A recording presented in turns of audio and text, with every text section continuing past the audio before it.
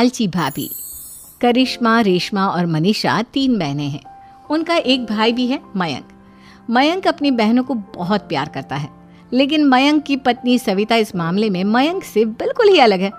वो अपनी ननदों का जितना बुरा कर सकती है उतना बुरा करती ही रहती है और अपनी ननदों पर हुक्म भी चलाती है।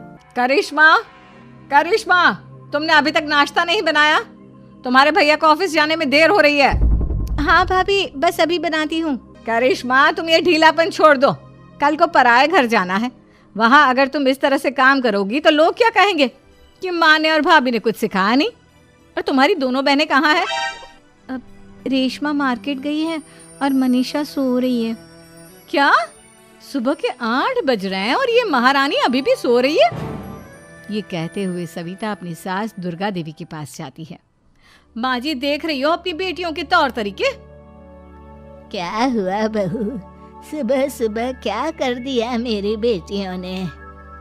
अरे एक तो अभी अभी उठकर किचन में गई है, दूसरी सुबह सुबह बाहर चली गई और तीसरी अभी तक सो रही है। क्या करूं मैं इन तीनों का, मैं तो परेशान हो गई हूँ। जा जाकर उठा उसे और रेशमा से मैं बात करती हूँ। सविता सीधा मनीषा के कमरे में जाती है और उससे कहती है, महारानी जल्दी उठो, सूरज सर पर आ गया है।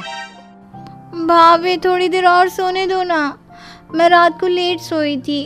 वो क्या ना, यूनिट टेस्ट चल रहे हैं। शराफत से उठती है या नहीं, या फिर पानी की भरी बाल्टी डालूं तेरे ऊपर? नहीं भाभी, मुझे बिस्तर में नहीं नहाना, उठती हूँ मैं। मनीषा जल्दी से उठकर बाथरूम में चली जाती है। सभी आराम से बैठकर नाश्ता कर रहे होते कि तभी रेशमा बाजार से हाथ में सामान लिए आ जाती है। रेशमा को देखते ही सविता उस पर बरस पड़ती है। लो, आ गई महारानी। ऐसा भी क्या सामान लाना था जो सुबह आंख मलते ही बाजार की तरफ रवाना हो गई? भाभी, कल आप ही तो चीख रही थी कि घर का सारा सामान मुझे ही लाना पड़ता है, घर में किसी को भी किसी काम से कोई लेना देना नहीं है। अब मैं बाजार जाकर सामान ले आई तो आपको इस बात से भी तकलीफ हो रही है? देख रही हो माँ जी, अपनी बेटी की जुबान कैंची से भी तेज चलती है। और मयंक, आप तो कुछ कहेंगे नहीं अपनी लाडली बहन को। रेशमा, अपनी भाभी से ऐसे बात नहीं करते। चलो माफी मांगो। भैया, मैं क्यों माफी मांगू? आप भाभी से बोलिए ना कि हम पर कम हुक्म चलाया करे। हम इस घर की बेटियां हैं और आपकी पत्नी की ननद है, नौकरानी नहीं। लो कर लो बात। इनकी भलाई के लिए कुछ भी बोलो तो इन्हें बुरा लग जाता है। इस घर में यही इज्जत है मेरी। देख लो माँ जी, आपकी बेटी किस लहजे में मुझसे बात कर रही है। सविता वहां से चली जाती है। मयंक को बहुत गुस्सा आता है, वो भी वहां से चला जाता है। फिर करिश्मा रेशमा को समझाती है, रेशमा, तुम्हें भाभी से माफी मांग लेनी चाहिए थी ना। लेकिन दीदी, मैंने कुछ किया ही नहीं, तो मैं माफी क्यों मांगू? हाँ करिश्मा दीदी, रेशमा दीदी जैसे ही घर में आई भाभी ही उन पर चिल्ला रही थी। हाँ, मैं मानती हूँ कि गलती भाभी की थी। मैं तो इसलिए बोल रही हूँ कि भाभी ने माँ को तो पूरी तरह अपने वश में कर लिया है। वो हमारी बात सुनती ही नहीं। मयंक भैया हमारे लिए हमेशा खड़े रहते हैं, इसलिए उनकी बात का मान तो तुम्हें रखना चाहिए था ना। कोई फायदा नहीं दीदी, कुछ दिनों की बात और है, भाभी उन्हें भी हमारे खिलाफ भड़का देंगी। फिर वो भी माँ की तरह हमारी किसी बात का विश्वास नहीं करेंगे। इसी तरह सविता अपनी तीनों ननदों को किसी न किसी बात पर परेशान करती रहती थी। एक दिन मयंक अपनी तीनों बहनों के लिए गिफ्ट लाया। क्या रेशमा, ये तुम्हारे लिए हार का सेट। रेशमा, तुम्हारे लिए सुंदर सी ड्रेस। और मनीषा, तुम्हें किताबें पसंद है ना, तुम्हारे लिए किताबें लाया हूँ। थैंक यू भैया। थैंक यू भैया। थैंक यू भैया। करिश्मा, तुम्हारा नेकलेस कितना सुंदर है। ये भैया कहाँ से ले आए होंगे? मैंने भैया को 3 दिन पहले फोन पर ये डिजाइन दिखाया था और आज भैया ये ले आए।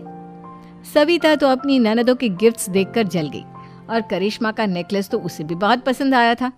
अपनी बहनों के लिए कितना अच्छा नेकलेस लेकर आए हैं, मुझे कभी कोई गिफ्ट नहीं दिया।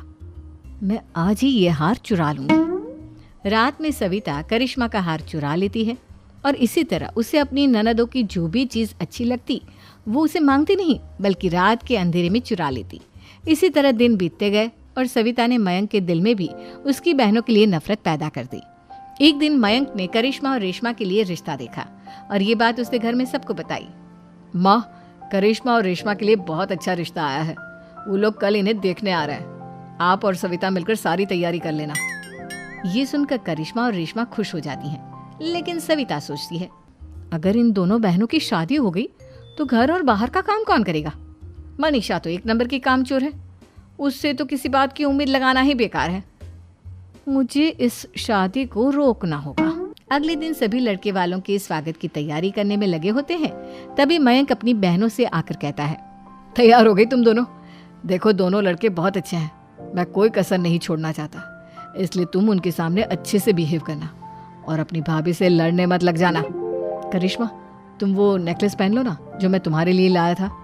भैया मैं बहुत देर से वो नेकलेस ढूंढ रही हूँ, लेकिन मुझे मिल ही नहीं रहा। क्या तुमने नेकलेस खो दिया? तुम्हें पता भी है वो कितना महंगा था? तुम कोई काम ढंग से नहीं कर सकती। मयंक गुस्से में वहां से चला जाता है। थोड़ी देर बाद लड़के वाले भी आ जाते हैं। वो दोनों बहनों को पसंद कर लेते हैं और रिश्ता पक्का हो जाता है। लेकिन सविता के दिमाग में तो कुछ और ही खिचड़ी पक रही थी। वो पंडित जी के पास करिश्मा की कुंडली लेकर जाती है और उन्हें पैसे देकर करिश्मा की कुंडली बदलवा देती है। जब लड़के वालों के पास करिश्मा की कुंडली जाती है तो वो दुर्गा को फोन करते हैं। बहन जी, हमने करिश्मा की कुंडली अपने पंडित जी को दिखाई थी। आपकी बेटी की कुंडली नहीं बल्कि दोषों का पिटारा है। देखिए, मैं और मेरे पति इन सब बातों में बहुत विश्वास करते हैं, इसलिए हम आपकी बेटी से अपने बेटे की शादी नहीं करा सकते। इस तरह करिश्मा का रिश्ता टूट जाता है और सभी घर वालों को बहुत दुख होता है। अब कविता सोचती है, चलो करिश्मा का तो रिश्ता टूट गया, अब रेशमा का भी रिश्ता तोड़ना है। क्या करूं? अब सविता आवाज बदलकर किसी अननोन नंबर से रेशमा के होने वाले ससुराल में फोन करती है। हेलो, मैं कौन हूँ कौन नहीं ये आपके लिए जानना ज़रूरी नहीं, बस इतना सुन लो कि रेशमा का 2 साल से किसी के साथ अफेयर चल रहा है। बस रेशमा का रिश्ता तोड़वाने के लिए सविता का इतना कहना काफी था। अब रेशमा का भी रिश्ता टूट गया। मयंक और दुर्गा देवी ने रेशमा को खूब खरी खोटी सुनाई और उससे बार बार उस लड़के के बारे में पूछने लगे। आप दोनों मुझे क्यों परेशान कर रहे हो? अरे कोई लड़का होगा मेरी लाइफ में तो मैं बताऊंगी ना, जब कोई है ही नहीं तो कहाँ से लाऊं मैं कोई लड़का? तो तेरे होने वाले ससुराल वालों को फोन किसने किया था? माँ मैं नहीं जानती किसने फोन किया था, मैं सच कह रही हूँ। मैं तो पहले ही कह रही थी इसकी लगाम खींच कर रखो, लेकिन मेरी सुनता ही कौन है। आप चुप रहिए भाभी, ये सब आपका ही किया धरा है। अब तीनों बहनों को विश्वास हो जाता है कि ये सब उनकी भाभी ही कर रही है। तीनों बहनें अपनी भाभी को सबक सिखाने के लिए एक वकील कर लेती है और घर में हिस्सा मांगना। देखो भैया, माँ बाप की जायदाद में जितना बेटों का हक होता है उतना ही बेटियों का, इसलिए इस घर के 4 हिस्से होंगे और हमें अपना हिस्सा चाहिए। मैंने तुम्हारे लिए क्या क्या नहीं किया और तुम इस घर में हिस्सा मांग रही हो? भैया, आप और माँ हम बहनों की कोई बात नहीं सुनते हो और भाभी हमारी शादी नहीं होने देगी क्योंकि उन्हें लगता है कि आप हमारी शादी में ज़्यादा पैसा लगाओगे और उन्हें हम जैसी फ्री की नौकरानी कहाँ मिलेगी। तो हम भाभी के साथ तो रह नहीं सकते, हम बहनों को अपना हिस्सा चाहिए। अरे तुम्हें शर्म आनी चाहिए अपने भाभी पर ऐसा इल्जाम लगाते हुए। वो तुम्हारे बारे में कितना सोचती है। हाँ माँ, भाभी हमारे बारे में बहुत सोचती है, दिन रात बस यही सोचती रहती है कि किस तरह से अपनी तीनों ननदों को परेशान करूं और कभी मुझे पढ़ने भी नहीं देती। दोनों बहनों का रिश्ता भी तो इन्होंने ही तोड़वाया है और रात में हमारे कमरे में आकर हमारी चीजें भी चुराती हैं। इसी तरह सविता की तीनों ननदें अपनी बात पर अड़ी रही। अब कोर्ट में तारीख भी शुरू हो गई।